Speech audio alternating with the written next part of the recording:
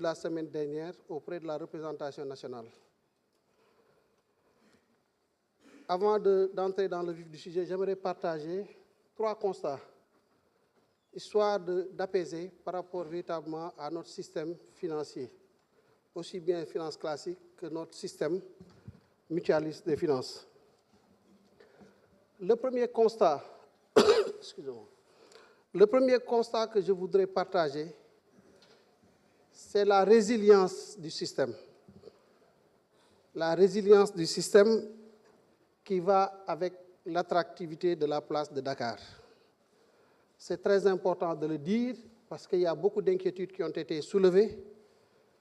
C'est normal, nous sommes dans un dispositif évolutif, nous sommes dans une matière complexe, dans une matière qui est organisée, qui est régulée par l'autorité nationale, certainement, mais en relation aussi avec une autorité qui se situe à un niveau un peu plus élevé, puisque nous sommes dans un cadre monétaire intégré. Donc, il est important véritablement de partager un peu cela. La résilience et l'attractivité de la place de Dakar, c'est aussi les dispositions qui sont prises dans le cadre effectivement du Conseil des ministres de l'UEMOA, puisque c'est une instance qui aide et qui accompagne et qui observe et qui essaie à chaque fois que de besoin de mettre les textes que nous avons en norme par rapport à l'évolution véritablement des systèmes financiers. Et ce Conseil des ministres, au courant de l'année 2023, a amené, en tout cas le marché financier régional, les banques notamment, à renforcer leur capital. Donc une capitalisation qui a été améliorée dans le souci d'arriver au deuxième constat, qui est le soutien à l'économie.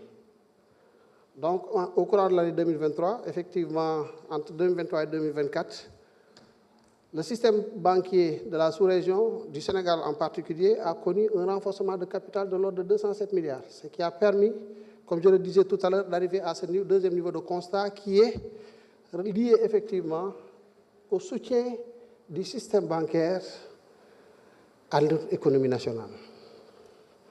Le troisième constat que je voulais partager, c'est le dynamisme du secteur de la microfinance. La microfinance a commencé de manière timorée, timide, avec les difficultés qu'elle a, avec le contexte qui est le sien, mais qui a évolué et qui grandit, avec aujourd'hui un nombre d'adhérents de plus de 4 millions, ce qui porte le taux véritablement de bancarisation à un peu plus de 20% optique demande et un peu moins de 40% optique offre.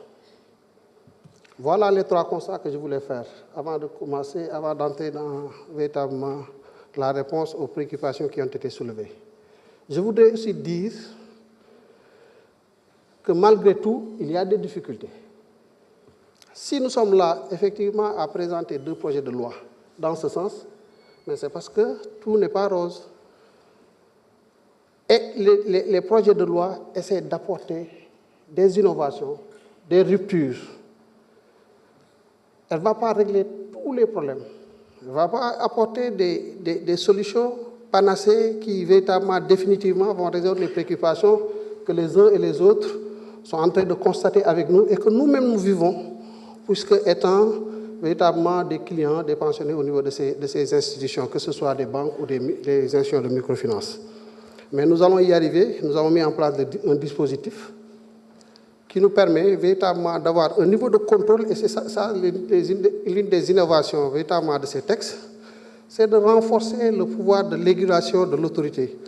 Aussi bien l'autorité nationale à travers le ministère des Finances et les services compétents, que l'autorité véritablement monétaire, la BCEAO, qui s'est dotée d'une commission bancaire.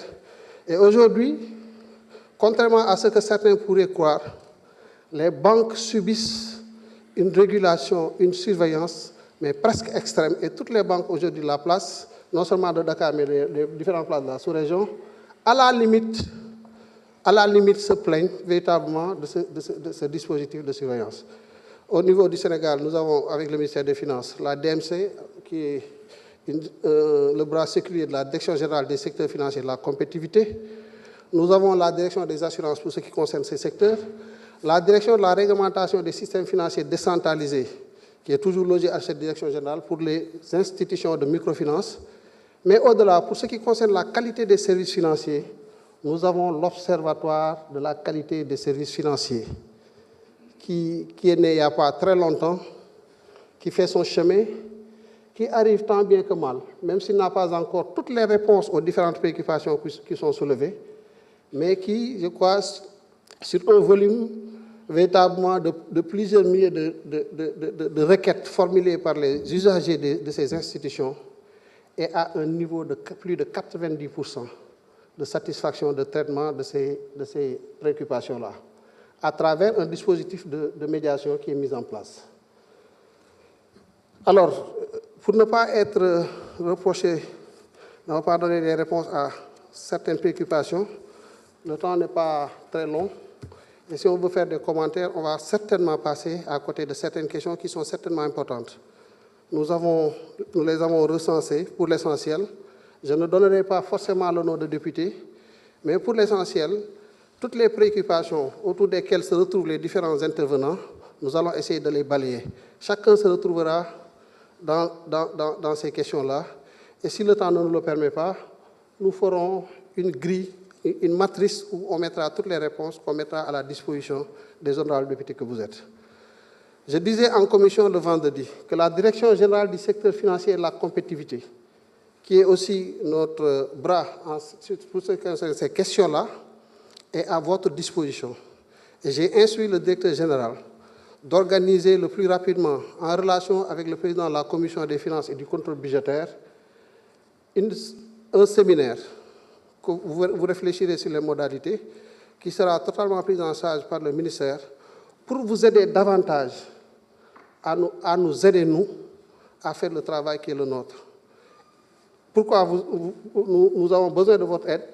Parce que vous êtes des relais qui travaillent auprès des populations. Et avec cette proximité-là qui vous permet très rapidement de nous faire remonter certaines préoccupations, afin que, véritablement, comme l'a suggéré l'honorable député Aïta Sall, que nous puissions aussi jouer le rôle qui est le nôtre auprès du Conseil des ministres et porter les véritables préoccupations que nous devons porter à ce niveau-là. Parce que les textes sont appelés à être évolutifs, et s'il y a des préoccupations véritablement qui nécessitent qu'ils soient portés à ce niveau-là, que nous puissions faire le travail. Nous sommes là pour le travail, donc nous sommes ouverts à tout ce qui peut nous aider à aller de l'avant. Je vais commencer